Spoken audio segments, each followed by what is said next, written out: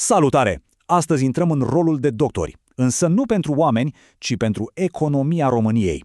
Avem în față cel mai nou raport de la Banca Națională și o să-l folosim ca pe un set complet de analize ca să vedem concret care e starea de sănătate a finanțelor țării. Asta e, până la urmă, marea întrebare, nu-i așa? Iar raportul ăsta e ca o radiografie complexă, care ne lasă să vedem dincolo de aparențe. Ne arată și mușchii, dar și oasele fragile sau vulnerabilitățile ascunse. Așa că haideți să facem exact asta, să ridicăm capota și să ne uităm la componentele esențiale. O să luăm pe rând sistemele vitale ale economiei ca să înțelegem unde stăm bine și, mai ales, unde scârție lucrurile. Să începem. Și, normal, orice analiză începe cu motorul, adică sectorul de business, companiile care duc greul. Ei bine, chiar aici, raportul scoate la iveală o problemă structurală, una veche și destul de gravă. Ca să înțelegem despre ce e vorba, trebuie să ne lămurim rapid cu un termen: companie subcapitalizată. Sună tehnic, dar ideea e simplă. Gândiți-vă la o casă construită pe o fundație mult prea mică și instabilă. Așa e și o astfel de firmă. Nu are destui bani proprii, capital propriu, ca să reziste la un cutremur economic. Și acum atenție la cifră. 32,6%.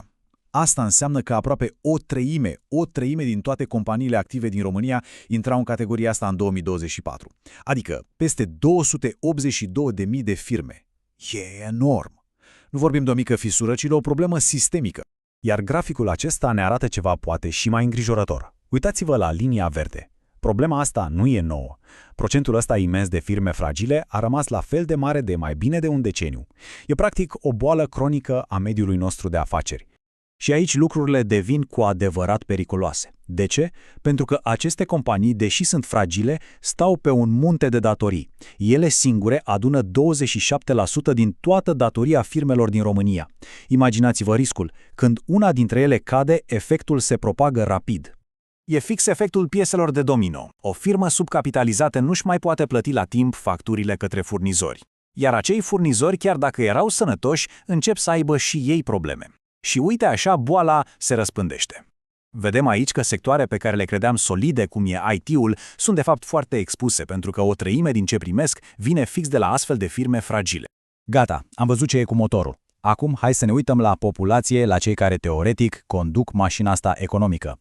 Iar aici, diagnosticul este de-a dreptul paradoxal. O imagine cu două fețe complet opuse.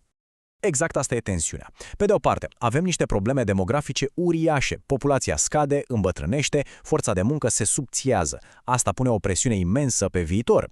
Dar, pe de altă parte, dacă ne uităm la finanțele personale ale oamenilor, situația pare surprinzător de solidă.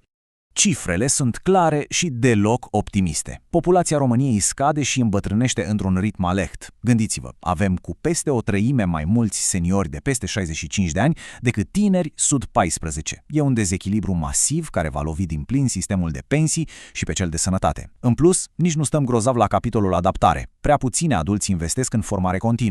Și acum, în contrast total cu ce tocmai am spus, apare graficul acesta. Averea netă a populației pur și simplu s-a dublat de la începutul pandemiei. Și mai interesant, depozitele, adică banii puși deoparte în bănci, sunt aproape de 2 ori mai mari decât toate creditele luate. Asta înseamnă că, per total, populația este un creditor pentru sistemul bancar, nu invers.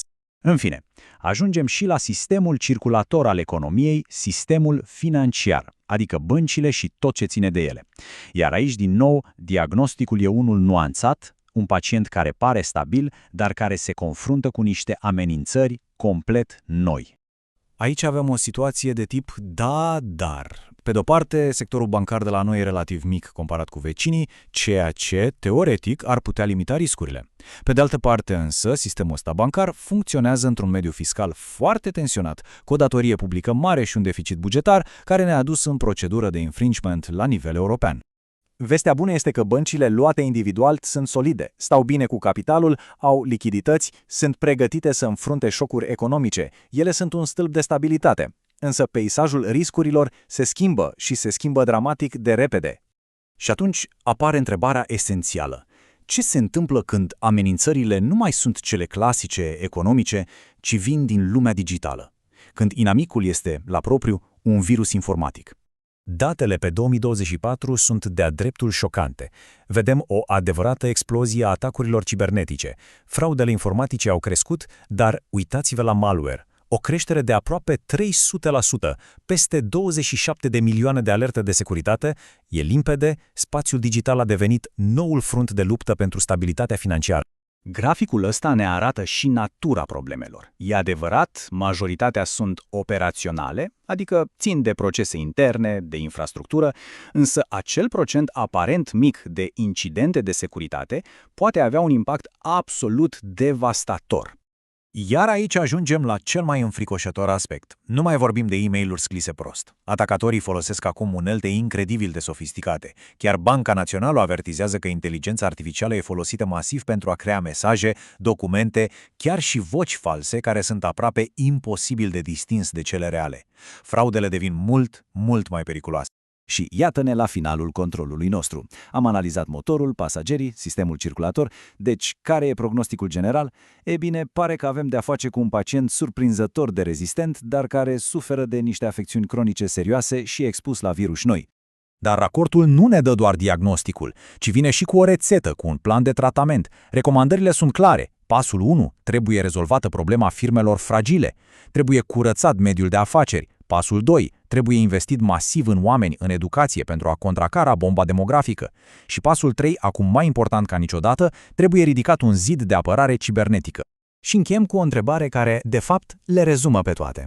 Știm că economia României a dovedit în trecut că e rezilientă, dar va fi de ajuns această reziliență pentru a face față în același timp și problemelor cronice, vechi, dar și acestor noi amenințări digitale exponențial mai complexe? Răspunsul la această întrebare va defini următorii ani.